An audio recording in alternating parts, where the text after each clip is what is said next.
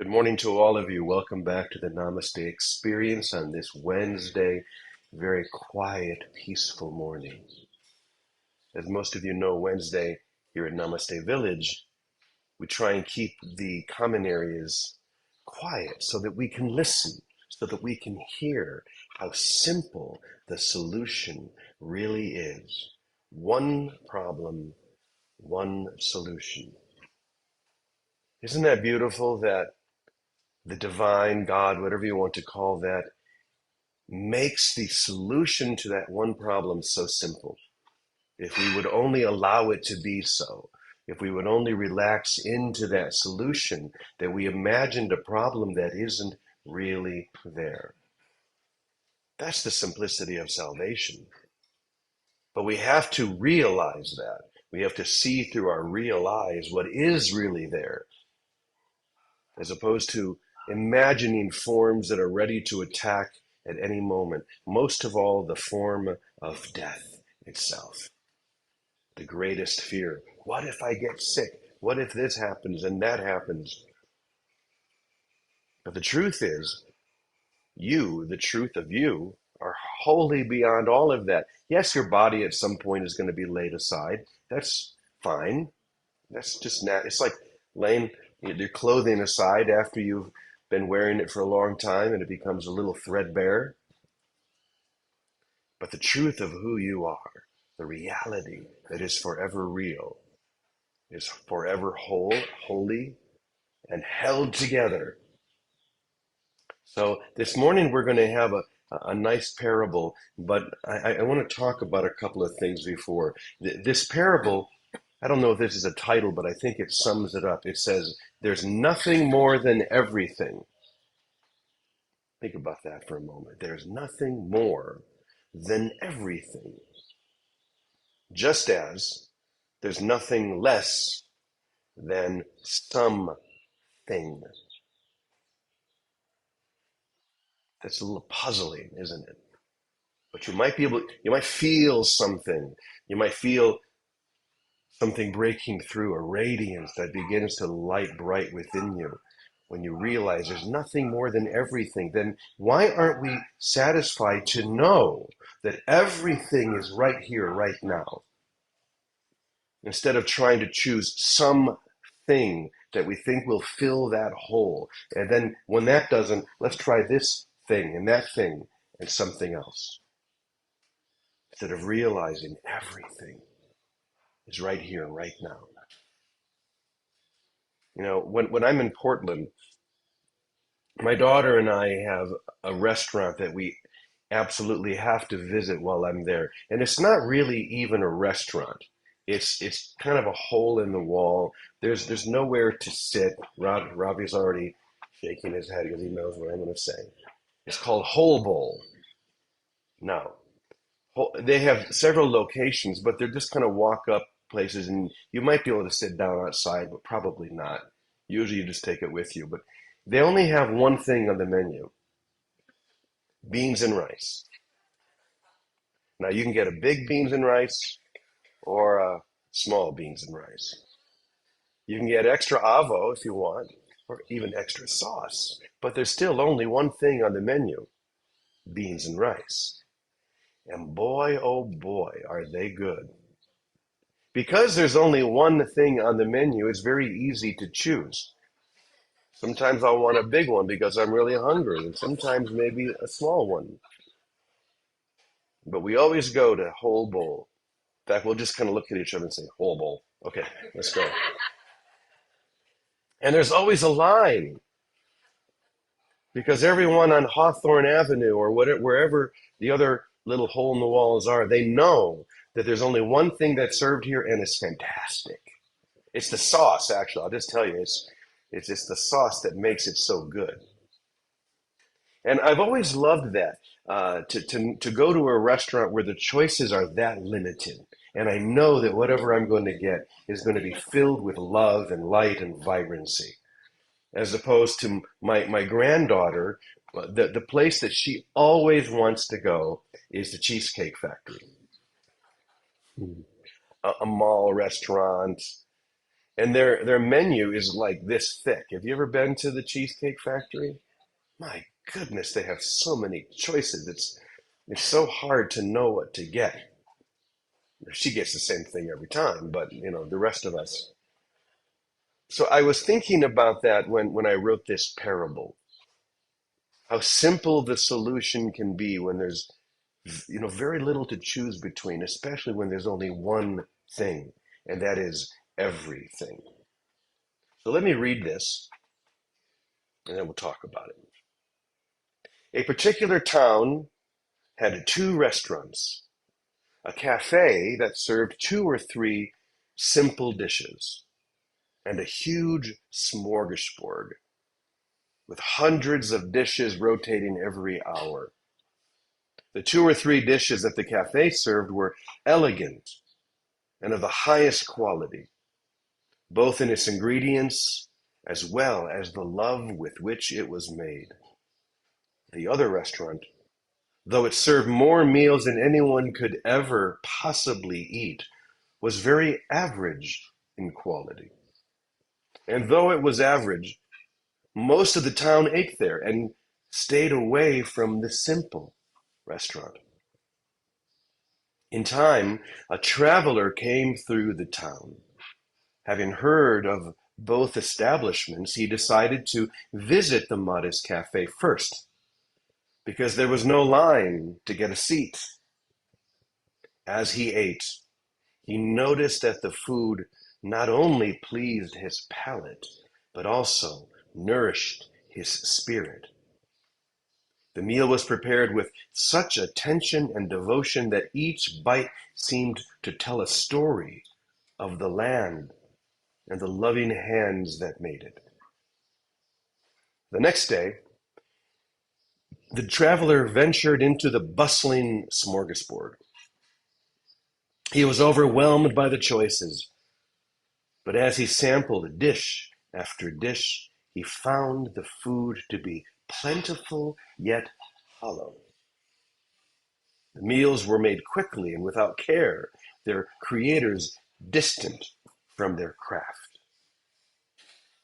He returned to that cafe and spoke to the owner, a kind woman with a gentle smile.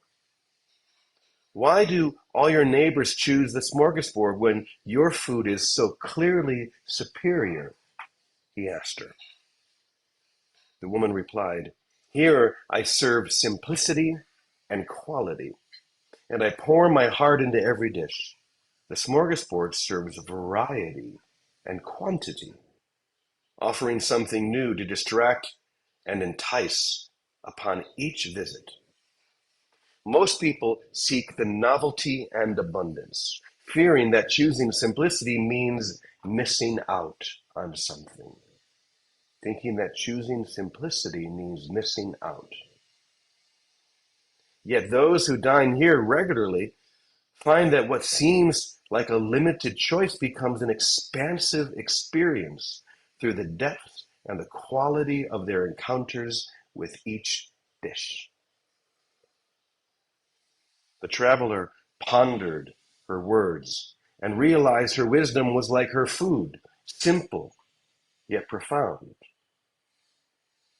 He saw that the townspeople were drawn to the illusion of choice and abundance at the smorgasbord, but failed to realize that true nourishment for body and soul lay in what was attentively and lovingly prepared.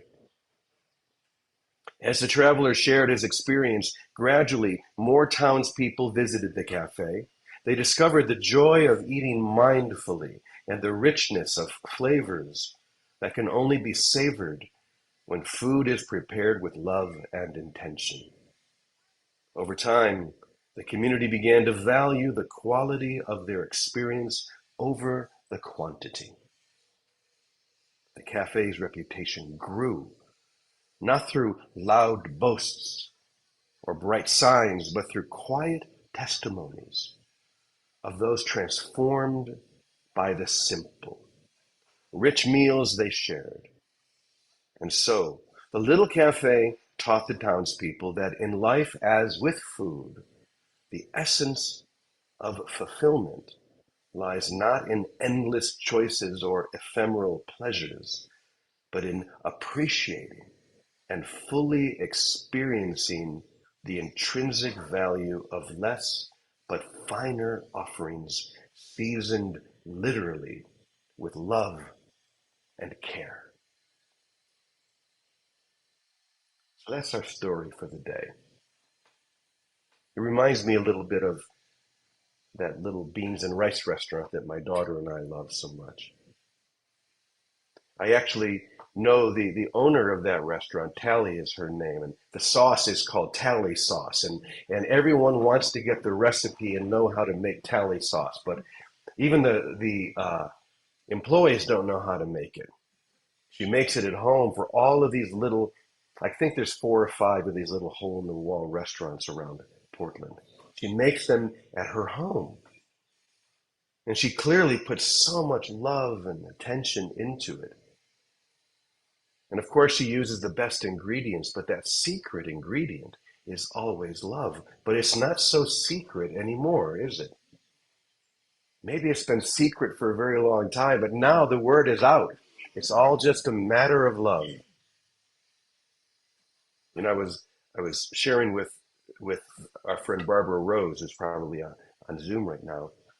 I remember when I was in Bosnia and Croatia in 1995. First time I went, and I had the experience that led to me writing the book Emissary of Light.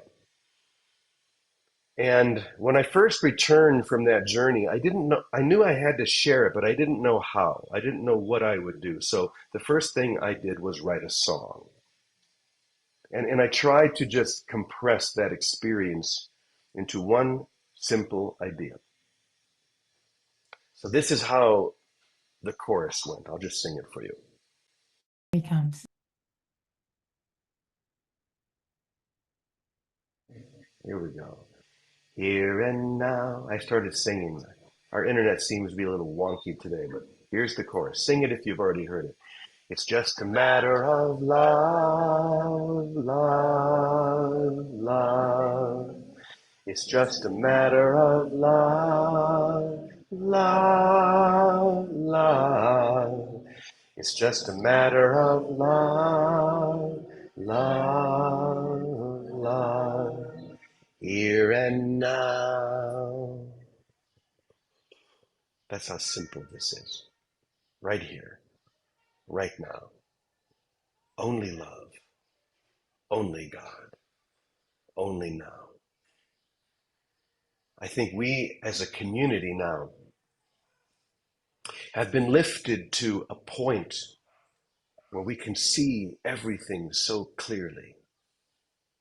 I'm sure you've had that experience if you're in an airplane and you're lifting above a city. Suddenly you can see the whole city.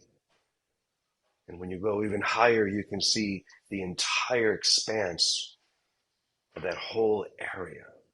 And so here we are now, realizing that this answer of love is so simple. We don't have to have all these choices to confuse our mind to think that there's something more than everything. We can just rely upon love and only God and only right now. That's the simplicity of salvation. So, Victoria, Yes, Brother let's go ahead James. and turn it over to you and hear what you would like to share. Oh, well, Brother James, you talk about restaurants, you know I'm right at home. So last night I made these, can you see them? Little Valentine boxes. And you see the baklava. Baklava. So this one little item, this one little item is, I'm a one-trick pony. Is full of love, and each of you would be getting one if you were in my neighborhood. Each one of you, because we made them. One of my little daughters is here, Louisa, one of my students, 18 years ago today and yesterday, she lived in our home, so she came to visit. And we made these little baklavas to give to everyone, but it's been 55 years that I've made this one simple product. Before the restaurants, we sold baklava wholesale then actually. And it's the lasting thing that I still do. And I really, I thank God so many times for giving me an item that I got so much mileage out of that I can do it in my sleep. And then it made me remember something else. So these days, what I do in my mind is just to keep my mind steady. Instead of doing a mantra, and I've done that for many, many years, I just say, I love you, I love you, I love you, I love you, whoever's around me in my mind. And that's it. That's my little mantra. And it keeps my mind from thinking, and it keeps me kind of tickled that I'm real. It's like fun to do things that are fun. That's part of the simplicity of love. But I want to tell you, one day I was in the restaurant, and the only reason we had the restaurants was because the price of sugar to make baklava, we were wholesaling it, went from $8 a bag to 100, and we couldn't Wow. wholesale baklava anymore. So I said, oh, that's okay. We'll do a restaurant. Well, and that's how the restaurant started, Blazing Salads. Anyway, one day I'm in the restaurant and I'm passing out food, they'd make it, put it on a tray, and I'd pass it out. And in my mind, I always said, bless you, bless you, bless you, bless you. And one day, some customer took her tray and said, God bless you. And I said, oh, thank you for hearing me. And isn't that what it is? When we're quiet, when we listen, and quiet doesn't mean necessarily that there's no sound or noise.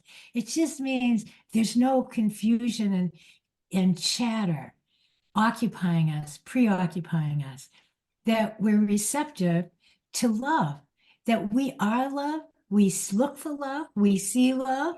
It's really that simple. Everything that is constant is the love within.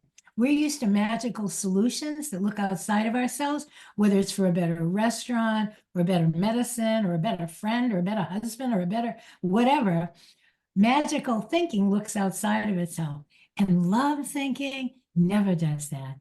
Love thinking sinks into love, sinks into it, and then gives it freely and finds it everywhere.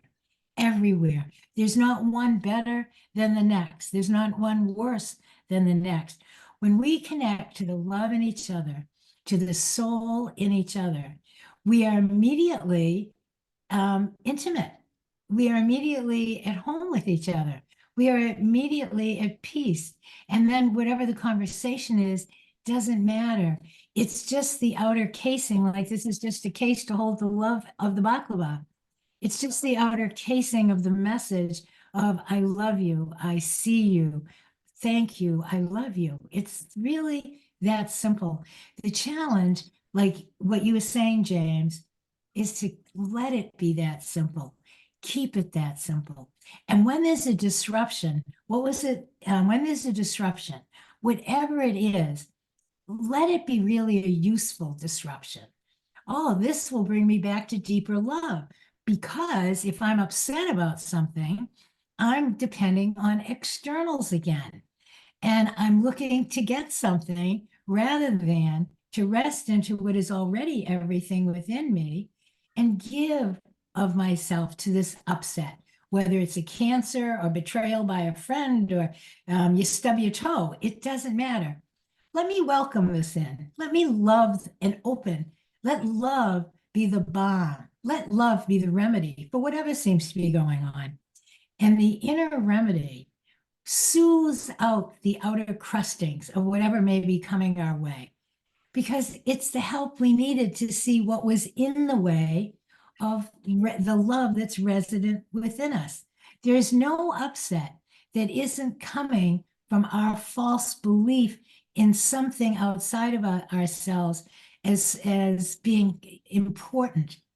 And when we go back to love, if love's the only thing that's important, then let love direct the course of the events, because love is that powerful. Love is a force when it's unleashed by us. My favorite saying is Teilhard de Chardin, and you've heard me say this, after man has mastered the winds, the waves, the tides, and gravity, man will harness for God the energies of love. And for the second time in the history of the world, man will have discovered fire. Well, my brothers and sisters, we're in a revival tent. I'm telling you, we've discovered fire. It's like, this is it. We have discovered the fire. Let it be the remedy to everything.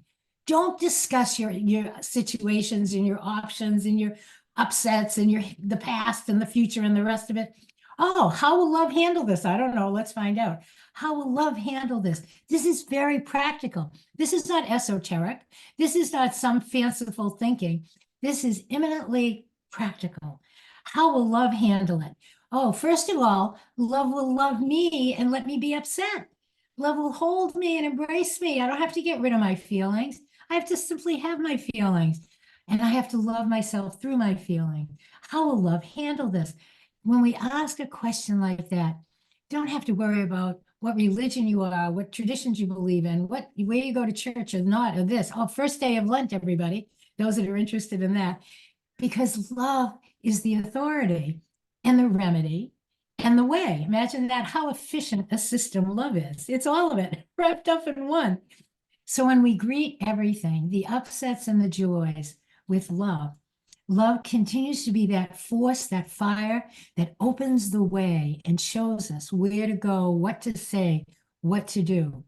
It's not reckless. It's a force that is purposeful. And its purpose may not always be obvious, but when we follow the prompts of love, love follows.